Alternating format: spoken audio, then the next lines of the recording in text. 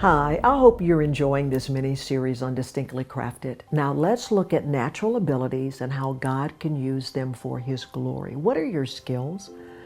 What are you trained to do, proficient in? Have you considered that God has gifted you with those skills so you can glorify Him in your profession or in your home? When you have the time, please read these chapters in Exodus 35 to 40.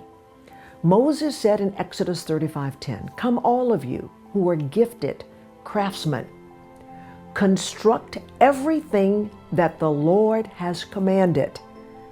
These gifted craftsmen were to utilize their talents for constructing every aspect of the tabernacle. Exodus 35:25 through 26 says, "All the women who were skilled in sewing and spinning prepared blue, purple, and scarlet thread and fine linen cloth."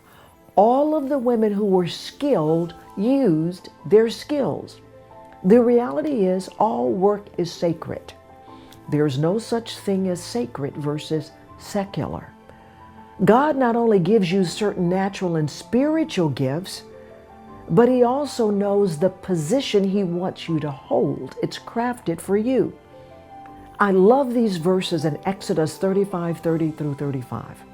Then Moses told the people of Israel, "The Lord has specifically chosen Bezalel. The Lord has filled Bezalel with the Spirit of God, giving him great wisdom, ability, and expertise in all kinds of crafts.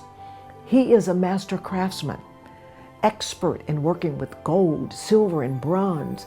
He is skilled in engraving and mounting gemstones and in carving wood. He is a master at every craft.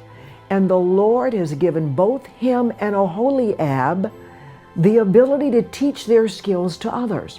The Lord has given them special skills as engravers, designers, embroiderers in blue, purple, and scarlet thread, on fine linen cloth, and weavers.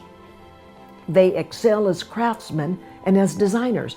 Then Exodus 36:1 and 2 goes on to say, "The Lord has gifted Bezalel, Oholiab, and the other skilled craftsmen with wisdom and ability to perform any task involved in building the sanctuary.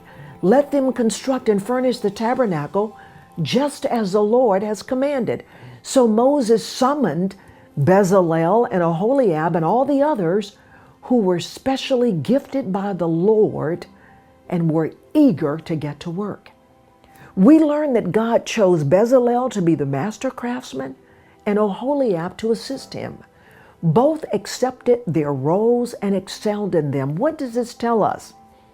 God determines how high you will go. Your natural and spiritual abilities are given to you by God to shine for His glory in your current position. What are you doing to hone your abilities in order to excel? What more can you do? God loves excellence. I want to encourage you to always see life from God's perspective.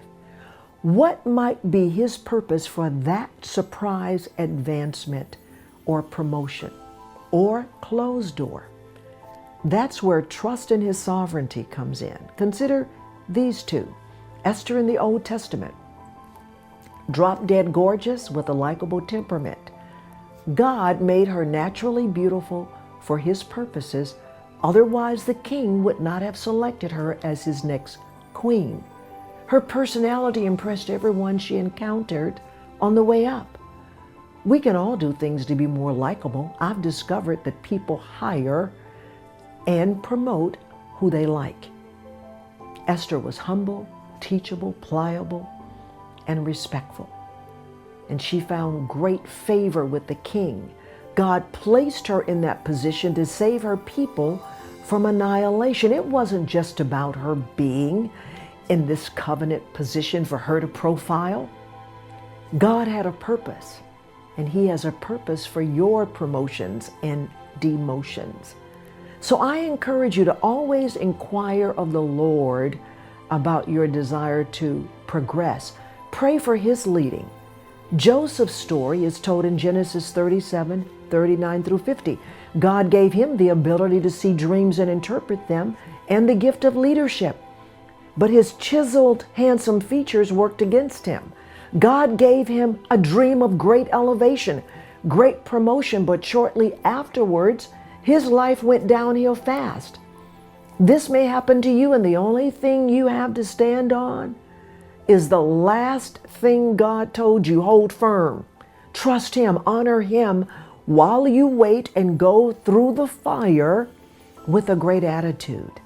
Sometimes with God, the way up is down. Remember, he's writing your story, so he gets the glory, not you. Overnight, Joseph went from being a prisoner to a prime minister. Who could orchestrate that but God? Joseph utilized his God-given gifts wherever he was placed. Others saw greatness in him. So don't wait for the big assignment. Our goal should be to excel for God's glory wherever he's placed us, to have our own standard of excellence. So here's what I want you to ponder. How has God wired you naturally and spiritually? Where do you shine? How can you best use your God-given distinction? And what can you do to improve your craft? Remember, you are distinctly crafted for God's glory. I'm Cheryl Martin, the Good News Anchor.